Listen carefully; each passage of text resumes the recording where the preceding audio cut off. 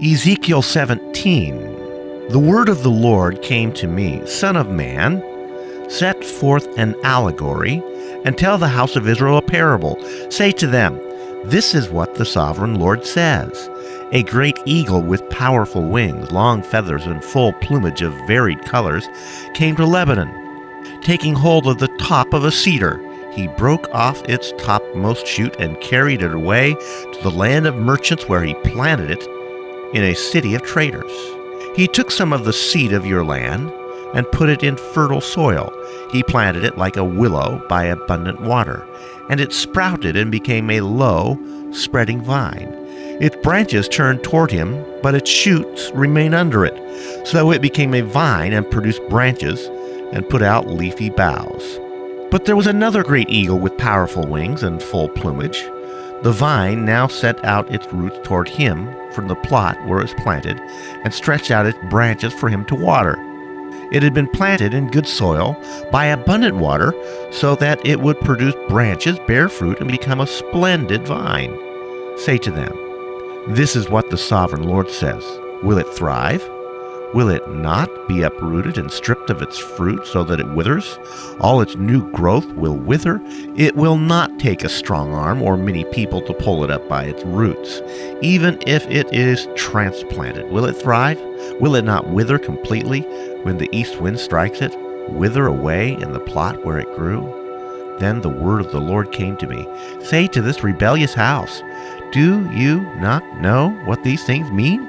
Say to them, the king of Babylon went to Jerusalem and carried off her king and her nobles, bringing them back with him to Babylon.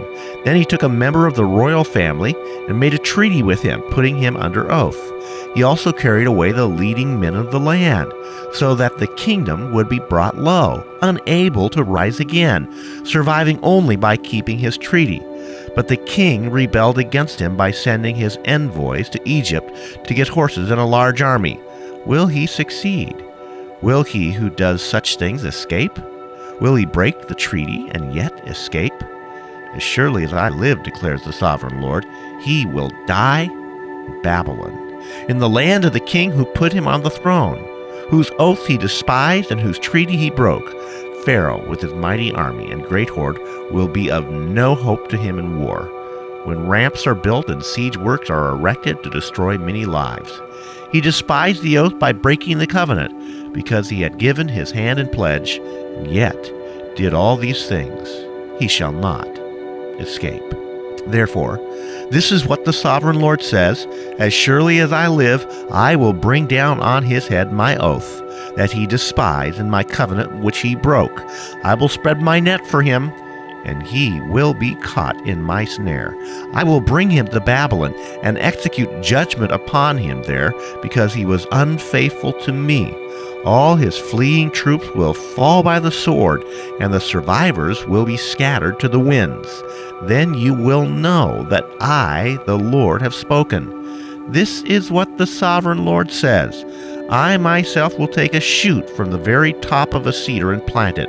I will break off a tender sprig from its topmost shoots and plant it on a high and lofty mountain.